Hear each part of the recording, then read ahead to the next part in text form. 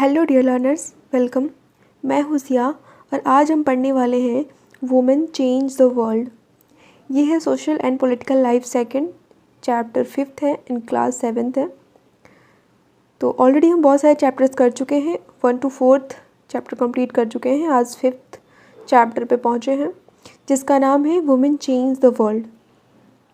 चलिए इस चैप्टर को स्टार्ट करते हैं। ये मैंने एनसीईआरटी के जितने भी टॉपिक हैं उन सबको कवर किया है और सारे जितने भी इम्पॉर्टेंट पॉइंट्स हैं उन सबको कवर किया है मैंने इस वीडियो में।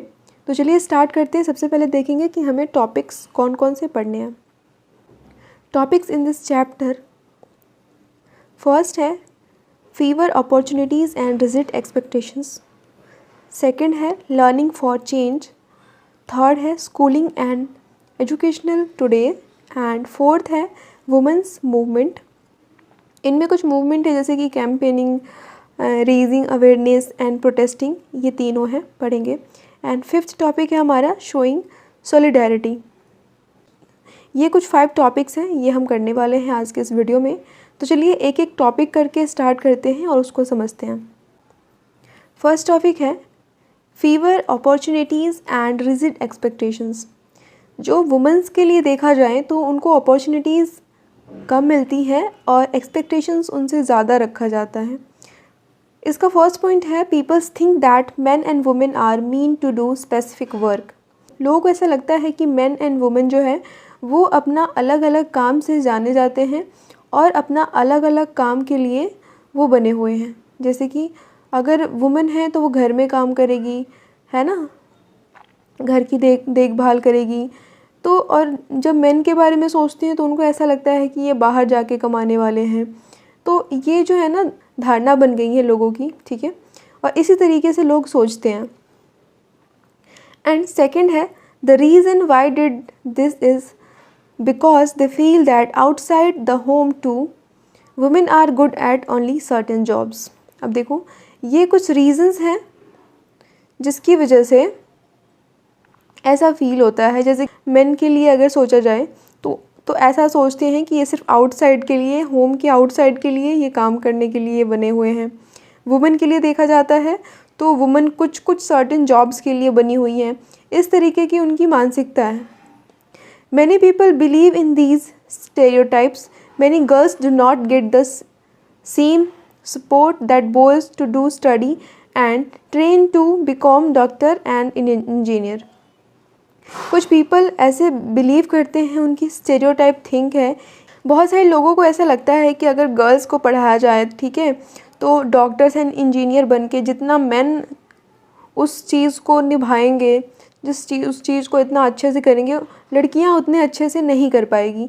तो इस तरीके की लोगों की सोच है। ये बस सोच है, ऐसा बिल्कुल नहीं है, बस ये स्टेरियोटाइप थिंकिंग है लोगों की, ठीक है। तो फर्स्ट जो हमारा टॉपिक है fewer opportunities and rigid expectations, तो ये तो हमने कर लिया। अब हम सेकंड टॉपिक पढ़ने जा रहे हैं। सेकंड टॉपिक है learning for change. Today it is difficult for us to imagine that school and learning could be seen as not appropriate for some children. In the past, the skill of reading and writing has known to only few. जैसे कि learning change में अगर हम ये पढ़ेंगे तो अगर देखा जाए, पास्ट में अगर देखा जाए तो हम ये देखते हैं कि बहुत कुछ ही लोग होते थे जिनको पढ़ना और लिखना आता था। In the 19th century, many new ideas about education and learning emerged. 19th century कहा जाए या फिर उसके बाद से बहुत सारी न्यू आइडियाज़ हैं जो कि एजुकेशन एंड लर्निंग से जुड़े हुए हैं, ठीक है। तो ये तो लर्निंग फॉर चेंज ये टॉपिक था हमारा, बहुत छोटा टॉपिक था। अब हम थर्ड टॉपिक पे आगे बढ़ते हैं। थर्ड टॉपिक है स्कूलिंग एंड एजुकेशन टुडे। आजकल की स्कूलिंग एंड एजुकेशन कैसी है उसके बारे में पढ़ने वाले हैं। Today both and boys and girls attend school in large number. आजकल देखा जाए तो गर्ल्स एंड बॉयज़ दोनों ही स्कूल अटेंड करते हैं बहुत सारे नंबर्स में, मतलब कि दोनों ही अटेंड करते हैं स्कूल, बहुत सारे बच्चे। There still remain differences between the education of boys and girls. लेकिन फिर भी एजुकेशन के पर्पज़ से देखा जाए तो डिफरेंसेस हैं बिटवीन बॉयज़ के एजुकेशन में एंड गर्ल्स के एजुकेशन में। According to the 1961 census, about 40% of all boys and men जो कि 7 साल या फिर उससे ऊपर के हैं, जितने भी हैं 7 साल या फिर उससे ऊपर के, were literate compare to just 15% of all girls and women. देखो 1961 के सेंसस में देखा जाए उस डेटा के अनुसार 40% लड़के 7 साल या उससे बड़े ऐसे हैं जो कि लिटरेट हैं, पढ़े लिखे हैं। उसके कंपेयर में सिर्फ 15% ही लड़कियां या फिर वुमेन हैं जो कि लिटरेट हैं। अब देखो कि 40% एंड 15% कितना ज़्यादा ह्यूज डिफरेंस है। उसके बाद पढ़ते हैं in the most recent census जो कि 2011 में हुआ है, last census, these figures have grown to 82% of boys. अब ये 40 से बढ़कर 82% हो गया है मेन का, लेकिन 65% ऑफ गर्ल्स एंड वुमेन। यहाँ भी अभी भी गर्ल्स का जो परसेंटेज है लिटरेट होने का वो अभी भी कम है। The percentage of the male group is still higher than the female group. तो ये स्कूलिंग एंड एजुकेशन है आजकल के। अभी भी देखा जाए तो जो वुमेन या फिर गर्ल का लिटरेट परसेंटेज है वो कम ही है। इसके कुछ पॉइंट्स अभी और बाकी है, अभी हम उसको कर लेते हैं। The percentage of the male group is still higher than the female. अभी तो हमने देखा कि मेल ग्रुप का जो परसेंटेज है वो अभी भी हायर है फीमेल ग्रुप के परसेंटेज से। किस चीज़ का परसेंटेज है? ये है लिटरेट का। SC and ST girls leave school at a rate that is higher than the category all girls। अब SC and ST गर्ल्स जो है वो ऐसी लड़कियां जो SC एंड ST से बिलोंग करती हैं वो बहुत कम स्कूल जाती हैं, ठीक है। The 2011 census also found that Muslim girls are less likely than Dalit and Adivasis girl to complete primary school। 2011 के सेंसस को देखा जाए तो यहाँ पे ये देखा जाता है कि जो मुस्लिम गर्ल्स हैं वो काफ़ी कम जाती हैं दलित एंड आदिवासी गर्ल से, ठीक है, अपनी प्राइमरी स्कूल की शिक्षा प्राप्त करने के लिए भी। अब हमारा थर्ड जो टॉपिक है वो हमारे यहाँ कंप्लीट हो गया है। फोर्थ टॉपिक है वुमेंस मूवमेंट। इसमें कुछ सब टॉपिक्स हैं, ये सब हम कंप्लीट करेंगे इस वीडियो में। Women and men now have the right to study and go to school. Women and जो गर्ल्स हैं सबको राइट है स्टडी करने का एंड स्कूल जाने का। Women individually and collectively have struggle to bring about these changes. This struggle is known as the women's movement. देखो women's को या फिर गर्ल्स को बहुत सारी इंडिविजुअली देखा जाए तो भी एंड कलेक्टिवली देखा जाए तो भी उनकी लाइफ में बहुत सारा स्ट्रगल हुआ था यहाँ तक चेंजेस वगैरह लाने के लिए। तो इस स्ट्रगल को इस नाम से जानते हैं, वुमेंस मूवमेंट के नाम से जानते हैं। Many men support the women's movement as well. बहुत सारे मेन भी ऐसे हैं जिन्होंने वुमेंस मूवमेंट को सपोर्ट किया है।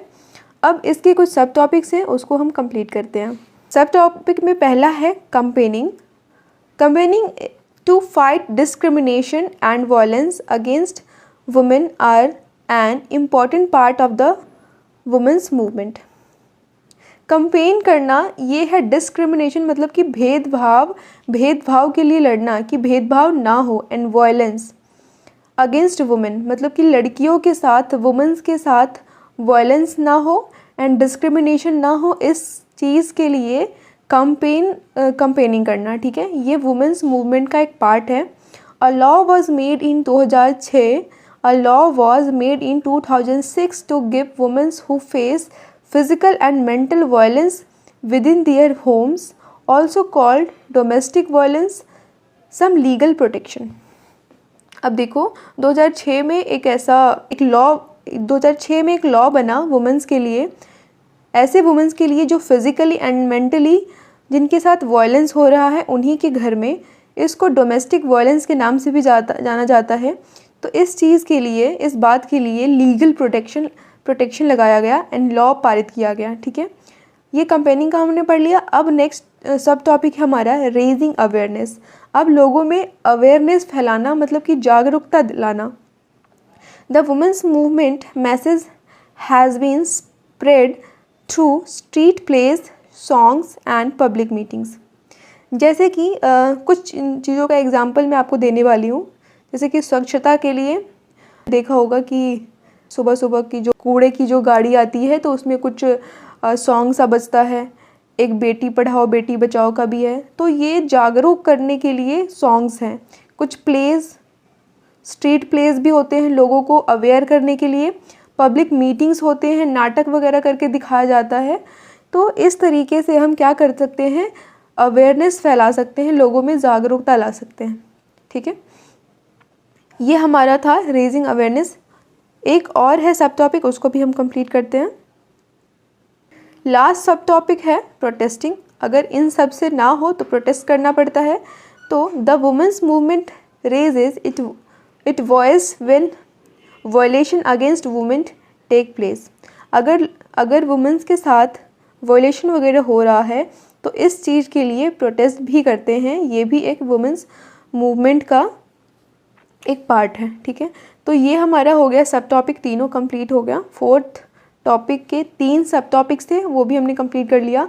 अब आ गए हैं हम 5th टॉपिक पे, जिसका नाम है शोइंग सॉलिडेरिटी।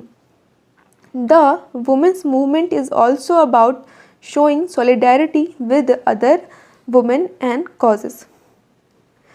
कहते हैं ना कि जो वुमेन्स हैं वो एक साथ जुटकर जब कुछ करते हैं तो यहाँ पे ये चीज़ होती है, जैसे कि वुमेन सॉलिडेरिटी, जो अदर वुमेन्स के लिए आवाज़ उठाते हैं, तो ये वुमेन्स मूवमेंट के भी अंदर आता है। ठीक है, तो ये हमारा 5th टॉपिक तक हमारा कंप्लीट हो गया है। 5th टॉपिक था और ये चैप्टर भी यहाँ पे कंप्लीट होता है। आई होप आपको समझ में आया हो। अगर समझ आया है तो प्लीज़ एक कमेंट कर दीजिएगा, लाइक शेयर सब्सक्राइब कर दीजिएगा। मिलते हैं नए वीडियो के साथ, तब तक के लिए बाय बाय, टेक केयर।